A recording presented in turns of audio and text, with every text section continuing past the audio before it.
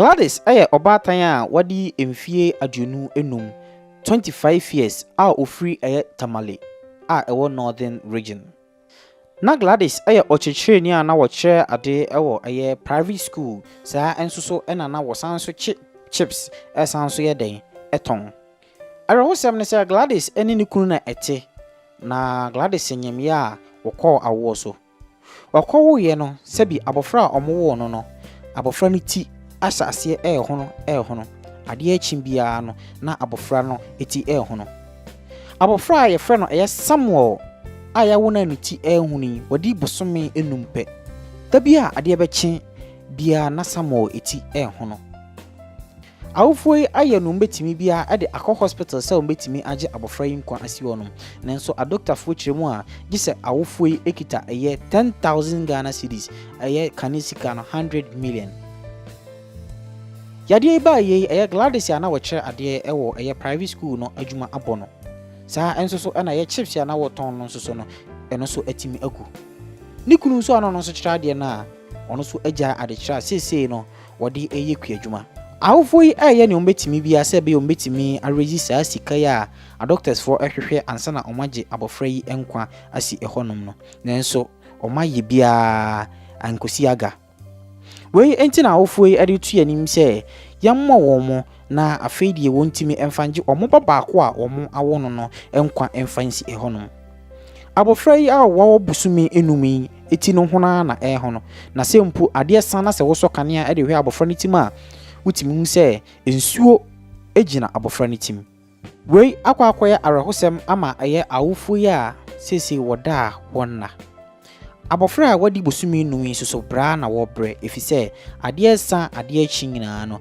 na abofra no ti hono na ensuo ejina ne tim obetim de wo kakra aboa aye abusuan ewo mobile number sia egu screen ase no na abusuan so entimi enrezi bibi emfa emmoa na yenje abofra yi nkwa ensi hono abofra woni mbone bosumi enumpe wontimi mfa saa yiya we mu emfa enkowu fa wakakra fa mobile numbers no so na yemfa enje abofra no enkwa ensi hono yankopon hira wo se wuyi bi na wo de aboa amayaje abofra yi nkwa ede asi hono betimi afule ye wono social media handles na Tumor TV na ennepa ene adwuma pa ye no wo so watimi anya bi ahwe yankopon hira se wo gibre na wo hwe interview a we so wani ji ho a bo modi aso beko YouTube no search for Tumor TV, like it, subscribe it. Subscribe na so a adoma keto be ba nchen na waboso no select all na ade bi betu bia no wonsa atimi akabi bo modi aso be sanso a share. Alright, I will see my mom nyina akwa be me famra the Tumor TV. Behind the Tumor, and then your first time I hear videos, I must say, obe like it, share, na subscribe. And I cry a friend Gumani, a war Tamale, northern part of Ghana. Now, and I'm Baba Ukraine and come and die, no, chincha the movie P, a Gumani, a war Tamale.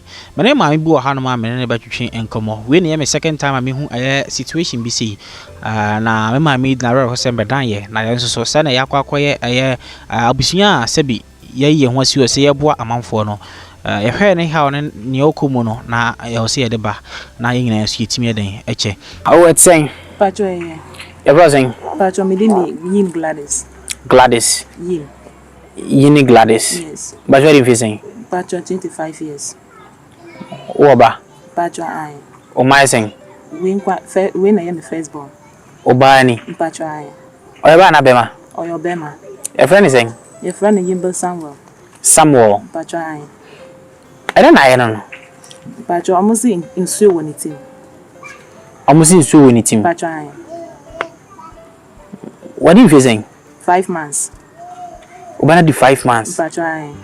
Ana niti ahono sana. Pacho.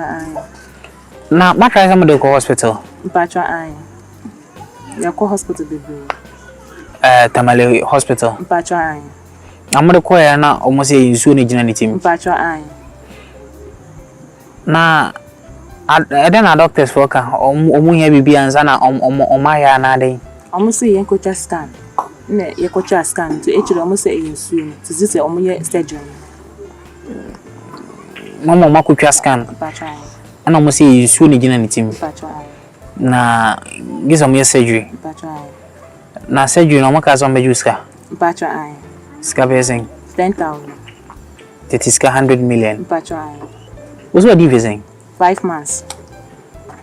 Your friend is someone so. Mpatwa. Who going? Mpatwa Wabolga. Oh, Boliga. Mpatwa. One in the last war. Mpatwa. Timoba, Modican, I won't any. Mpatwa. Wow, where did you, ma? Me a private teacher. Na business no so na me. Nanso esa se akola no efunu na me won nyina brand kwa na mabre. Nti sika nyina akɔhye. Nti wo akra no. Wo da so ye adwuma no. Mpacho da bi. Esa se ma hye sika nyina. Wo hye wan? E wo akola no ho. Wa spend you sika nyina wo akra no. Wow. Hello, Busia. Mene Minia Bank Gladys and African and Comoy. Sabi, on any cool network, no, na or more call no, na any sember more na or more echo or call we and Sabi, a cranitino, say, and upper. Now, here a cranitia, Necasia, nice and AC hono. Yemi hu kakra yesi yensu ena gina mu akra na friend Samuel Samuel na minim 5 months penny o ni tini tene asia hono no this is so scary nti adwuma no ma mbisa Madam Gladys woda so ye adwuma no Mpacho da bi unye bim wo kira de no private teaching woda so Mpacho da bi eno so san jai Mpacho Nti den dia adwuma na wo ye de hwe obai. Mpacho me adwuma bia nanso sika kakra bia manya na me wo no ontimi num nofo. Nti gise me express ma no. Nti de bia me miam ho saa na ma de ama no. Nti kakra me sika kakra me de be ye adwana me ni me kunu bedi. Gise fato adwane ya de aka ho esan se nufo no ntimi ye no hwe. Nti me yes na ma de atole chuji kakra na ma de aka no. Ti Wakakra wana na wade ahwe akra na bisinne. Mpacho ai. Na ukunu ndi oya adwuma kakra. Ono so na oye teacher, oye private teacher. Na ejire nso so nyina ma how na atete bem to ka say ontimi ye adwuma no bi. Nti obeka ne papa ho na mo ye farmer. Nti ezo ye farmer nso so. Mpacho ai.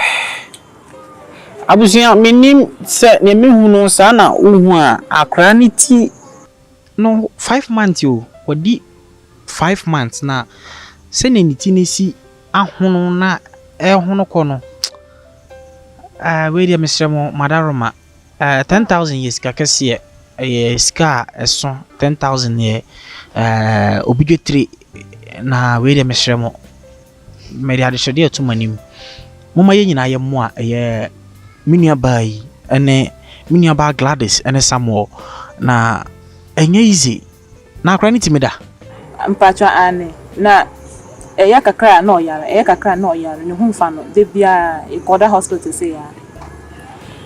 This is so serious.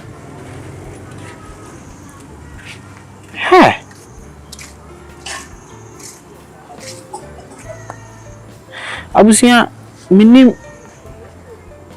I quite scary so because my dikin I share bibi say da but na me share no so na ehu kakra na we wetimi de hu atoto say akura 5 months na nam sa ti bia wem tire no so hona na ehu no ade eche ade san nyina ne tire ne ho no owo no na esu kakra Mpacho me wo no sa no de bae na na tire ne sia na tie Mpacho ai ne ni krampo na ntimi bie na gise okọ 1 month na ne ni nyina timi bie na hu say ne ni na bie Nji mami show. Odo nsa kaniti na ofili se ti se mede nsa kamiti a metimu se kase wo ha no ono ne de odo nsa kan wo timi fe. Ofili se nsuo wom. Me ba mami hwe. Aha de kase eke. Ti e ko na pampam wo de wutimi hu se Hey.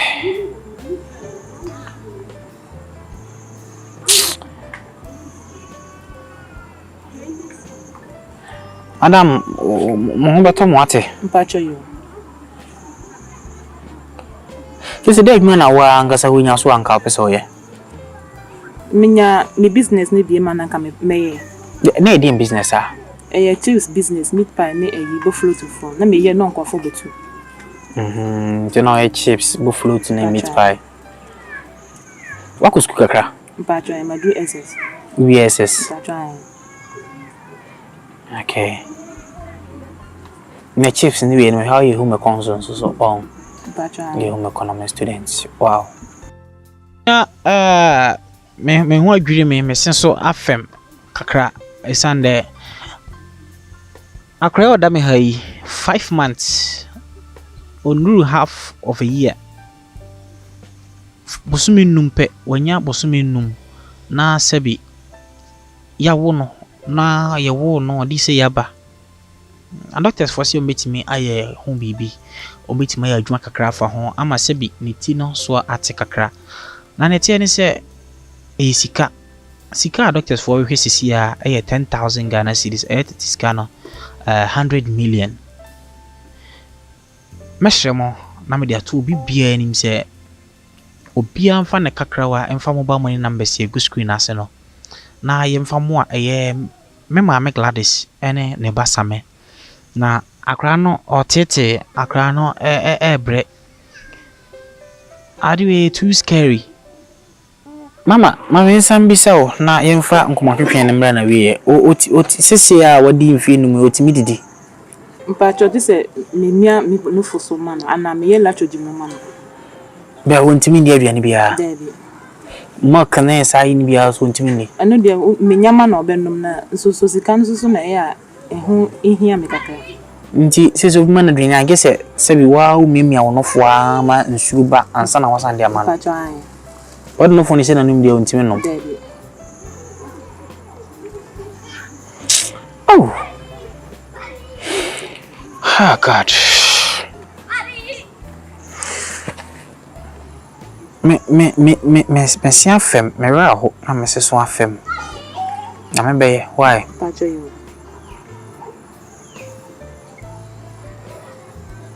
Same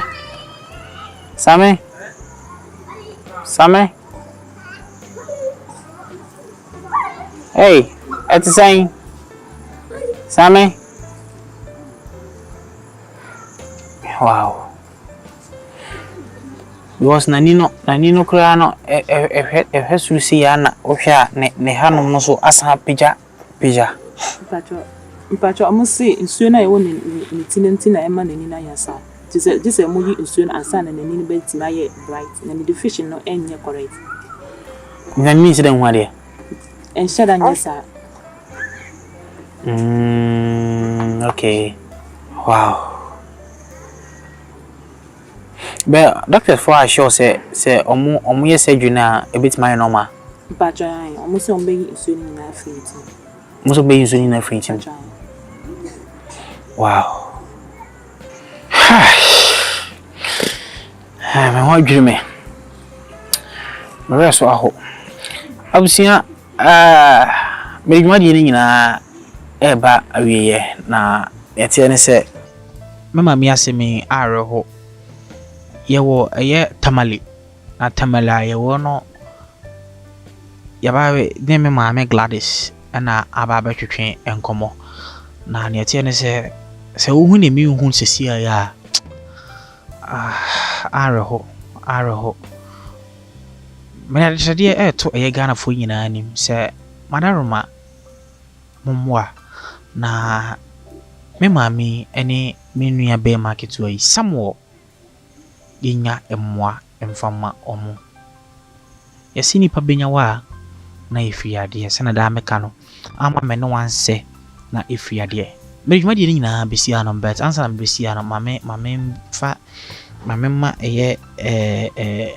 me mama Gladys mfa ono na num se man tudwa ede na abeka che Ghana fo wo ni atoyi pacho de America ni se ehwefo ni me nua no nyina nisuro mo se omo boa me na mitimi nhwe akola yesu amombo am na akola nya na me fa ho de esa ne se oya akola ketua say say ya untimi fa na hyenkyire untimi fa no ko ba bia nti brand kwa na me brand nti me sure mo say omo hwe manim na omo hu me bebo na mo hu akola no so bebo na mo boaye na omo ntimi ye akola no operation mama. Okay. Alright, nti mani asia tata maraho. Me the Bonesman, na your first time I'm sure say obako social media handles ni na a Bonesman TV BONESMAN man and the TV aka ho. Nyankopon hira say wo jebre na wo hwe yen. Bridwuma de ni nyina AC ahanom. Wetimi aboa with the mobile money numbers ya e screen ase no. Na yemfa mo a eye mema me Gladys ene ne basamo. Nyankopon hira say wo jebre na hwe sa interview.